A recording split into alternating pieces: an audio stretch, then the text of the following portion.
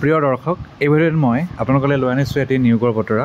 এই নিয়োগৰ বতৰাত জড়িত হয় মহাপুৰুষ শ্ৰীমন্ত শংকৰদেৱ বিশ্ববিদ্যালয়, যি নগাঁৱৰ কলংপাৰত অৱস্থিত। শ্ৰীমন্ত শংকৰদেৱ সংঘ কমপ্লেক্স, হলধৰ ভূঞা পথ। ৰিক্ৰুটমেণ্ট এছিষ্টেণ্ট প্ৰফেচাৰৰ আৰু নন টিচিং পোষ্ট নগাঁৱত ওলাইছে। এছিষ্টেণ্ট প্ৰফেচাৰ বটানী পদ খালী, ডিপাৰ্টমেণ্ট অফ লাইফ ছায়েন্সৰ আণ্ডাৰত এটা পদ খালী, আৰু চেলেৰিটো আপোনালোকে MSSV ইউনিভাৰ্চিটিৰ নিজৰ যি নিয়ম আছে সেইমতে পাব। এছেঞ্চিয়েল কোৱালিফিকেশ্যন আপোনাৰ মাষ্টাৰ ডিগ্ৰী লাগিব, বটানীত 55% মিনিমাম লাগিব, ৰিকগনাইজ বিশ্ববিদ্যালয়ৰ পৰা হ'ব লাগিব, বা institute of national importance with PhD in relevant subject হ'ব লাগিব।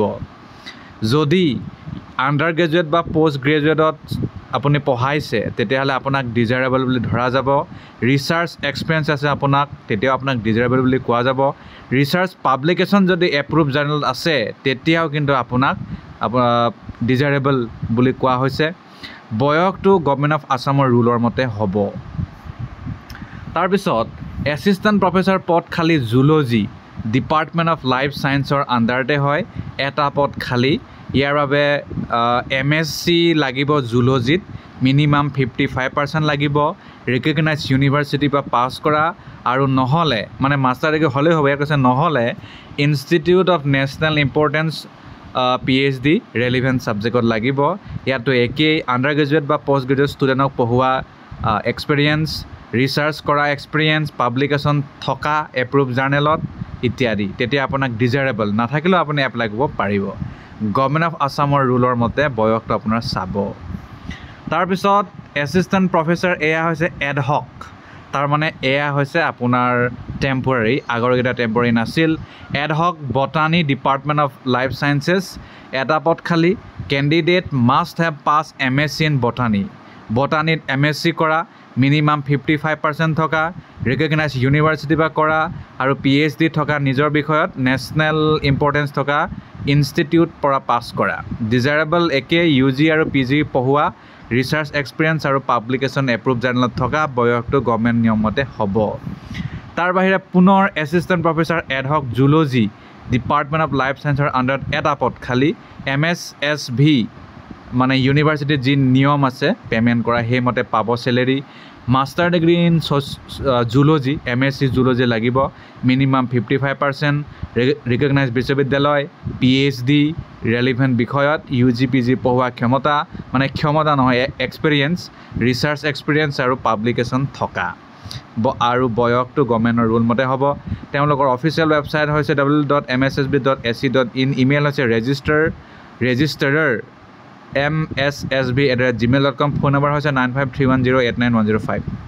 পুনৰ আৰু এটা পদ খালী, multitasking staff, department of life ছায়েন্সৰ আণ্ডাৰতে হ'ব, এটাই খালী। হায়াৰ ছেকেণ্ডেৰী পাছ কৰিলেই হ'ল, খালী ছায়েন্সৰ পৰা পাছ কৰা হ'ব লাগে, আৰু ডিজায়াৰেবল বুলি ধৰা যাব যদি আপুনি ছায়েন্স লেবৰেটৰীত মানে কাম কৰিছে বা নলেজ আছে, আৰু গভৰ্ণমেণ্টৰ মতেই বয়সটো হ'ব।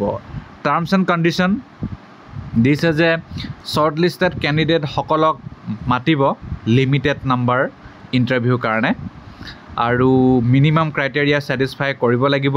যিকোনো সময়ত এডভাৰটাইজমেণ্ট পষ্টটো উইথড্ৰ কৰি দিয়া যাব পাৰে, লবি বা কেনভাছিং কৰিব নোৱাৰে।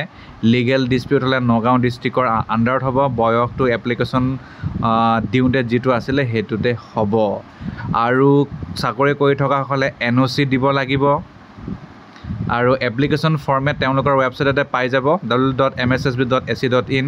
2000 টকা আপুনি পইচা দিব লাগিব, আৰু কেটেগৰী A আৰু B কাৰণে 1000 টকা, মানে কেটেগৰী A আৰু B কাৰণে 2000, আৰু 1000 টকা অনলি কেটেগৰী C নন টিচিঙৰ কাৰণে।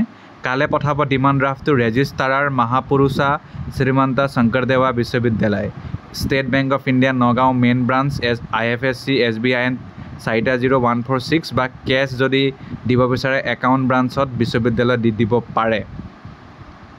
তাৰপিছত আপোনালোকে এপ্লিকেশ্যনটো পঠাই দিব লাগিব, যিমান তথ্য আছে চব দি ৰেজিষ্ট্ৰাৰ মহাপুৰুষা শ্ৰীমন্ত শংকৰদেৱা বিশ্ববিদ্যালয়, HB পাট, কলংপাৰ, নগাঁও 782001, 3 জুলাইৰ আগে।